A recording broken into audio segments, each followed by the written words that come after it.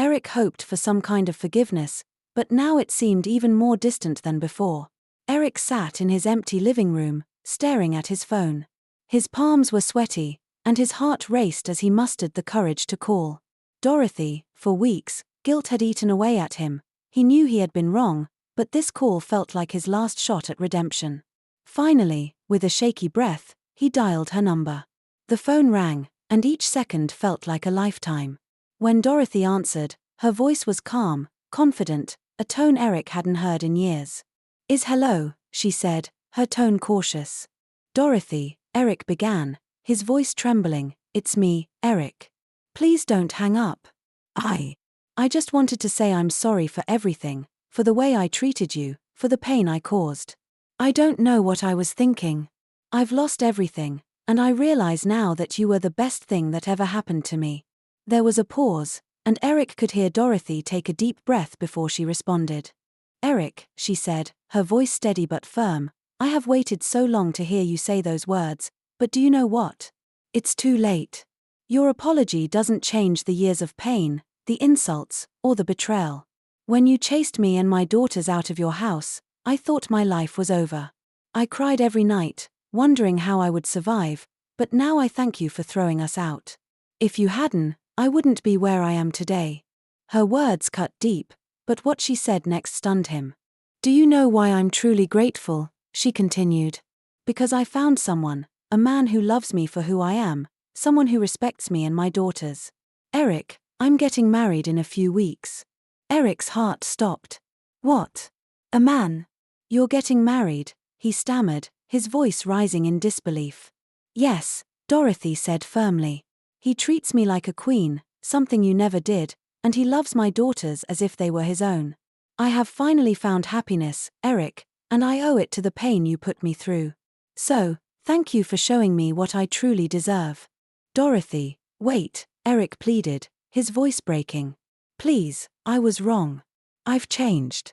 I can be better. Please don't do this. Don't marry him. Give me another chance. But Dorothy only laughed, a soft, sad laugh filled with years of pent-up pain and resilience. You had your chance, Eric, and you threw it away. I'm happy now, and I won't let you ruin that. Do not call me again. Goodbye. Before Eric could respond, the line went dead. He stared at his phone, his mind reeling. She was gone, truly gone. The reality hit him like a tidal wave. He had lost her forever. In his frustration, Eric threw his phone across the room, shattering it against the wall. His hands trembled with anger, and his chest heaved. His world was collapsing around him, and he didn't know who to blame until his mind turned to his mother. Grabbing his car keys, he drove to her house, his anger boiling over. When she opened the door, she barely had time to greet him before he stormed inside. This is all your fault, Eric shouted, his voice echoing through the house. You poisoned my mind against Dorothy. You pushed me to treat her like dirt. Now she's gone, and she's marrying someone else. Are you happy now? Are you satisfied? His mother, startled by his outburst, quickly regained her composure. Don't you dare blame me for your failures, she snapped back. You are a grown man, Eric. You made your own choices. If you weren't man enough to keep your wife, that's on you. Don't put this on me. You ruined my life, Eric shouted, his face red with fury. It shall never be well with you. You destroyed everything. His mother's eyes blazed with anger. How dare you talk to me like that, she spat. You're nothing but a foolish, spineless man.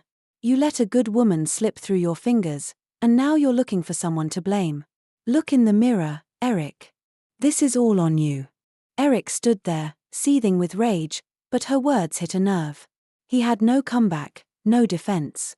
Defeated, he stormed out of the house, slamming the door behind him. As he drove back to his empty house, the weight of his mistakes pressed down on him like never before. He had lost everything, his wife, his daughters, his respect, and now even his mother had turned against him. Sitting alone in his living room, Eric buried his face in his hands and wept, knowing that he had no one to blame but himself. This story teaches us the importance of treating our loved ones with respect and kindness. It shows how toxic behavior and poor decisions can destroy relationships, while perseverance and self-respect can lead to triumph. Dorothy's journey reminds us that challenges can become stepping stones to success if we remain strong and focused. It also highlights the need to set boundaries, value oneself, and never let anyone dim your light. True love is built on mutual respect, not manipulation or control, and those who fail to value others may end up regretting it when it's too late. Dear viewers, if you enjoyed this story, please like, share, and subscribe. Don't forget to turn on notifications for more inspiring tales. Stay blessed, and thank you for your support. As the weeks turned into months, Dorothy's life flourished in ways she had only dreamed of. Her catering business had not just succeeded, it had become a symbol of her strength and independence. The community around her recognized her not just for her culinary skills but for her resilience and integrity. Meanwhile, Eric was left to confront the wreckage of his own making. The empty house echoed with the memories of the family he had scorned and the wife he had undervalued. His days were filled with regret as he pondered his missteps and the venomous seeds of discontent sown by his mother's harshness and his own follies. The realization that he had lost everything by his own hands weighed heavily on him. One chilly evening, as Eric sat alone, he decided to write a letter to Dorothy, not to seek reconciliation, but to offer an apology, acknowledging his wrongdoings. He wrote about his moments of reflection, his deep remorse, and his sincere wishes for her happiness. It was an attempt at closure, a step towards his own redemption.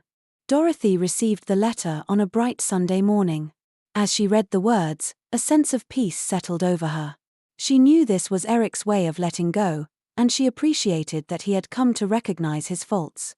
She did not respond, choosing instead to focus on her new life, her thriving business, and the love and laughter that filled her home. Years later, Dorothy's business expanded beyond the local community to a national brand known for its commitment to quality and empowerment. She used her success to help other women in her community, founding a program that trained them to start their own businesses. Eric, on the other hand, took a hard look at his life and began the slow process of change. He attended counseling, reconnected with friends who he had pushed away, and started volunteering, trying to make amends for his past. Though he knew some bridges were burnt forever, he hoped to rebuild his life on new foundations of respect and empathy. The story of Dorothy and Eric serves as a poignant reminder of the power of resilience, the importance of support networks, and the destructive impact of cruelty and neglect. Dorothy's journey, from despair to triumph, inspires all who hear it to seek strength in themselves and kindness in their actions toward others. Eric's mother found herself increasingly isolated. The stark contrast between her son's downfall and Dorothy's success forced her to confront her own role in the estrangement of her family. She realized that her harsh judgments and meddling had not only harmed Dorothy but had also contributed to her son's misery. With time, the loneliness and the quiet of her home became a mirror reflecting her inner turmoil.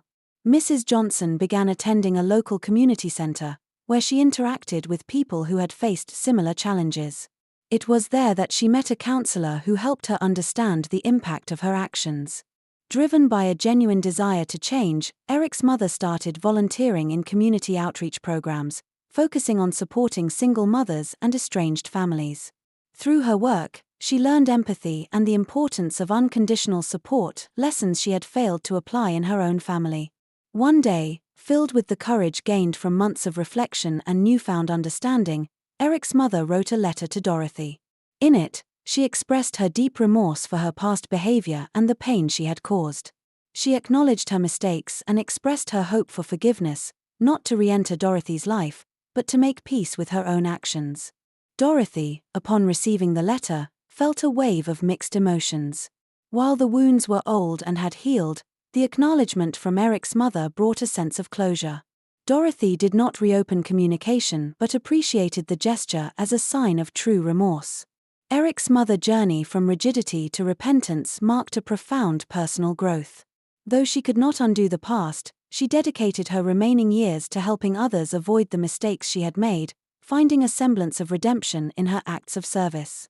As Dorothy rebuilt her life and her business flourished, her twins, Ada and Zara, grew up surrounded by love, support, and the inspiring example of their mother's strength and resilience. Dorothy made sure her daughters knew their history, not to harbor resentment, but to understand the journey their family had undergone and the values of perseverance and integrity that had guided them through tough times. True love is built on mutual respect, not manipulation or control, and those who fail to value others may end up regretting it when it's too late. Dear viewers, if you enjoyed this story, please like, share, and subscribe. Don't forget to turn on notifications for more inspiring tales. Stay blessed, and thank you for your support.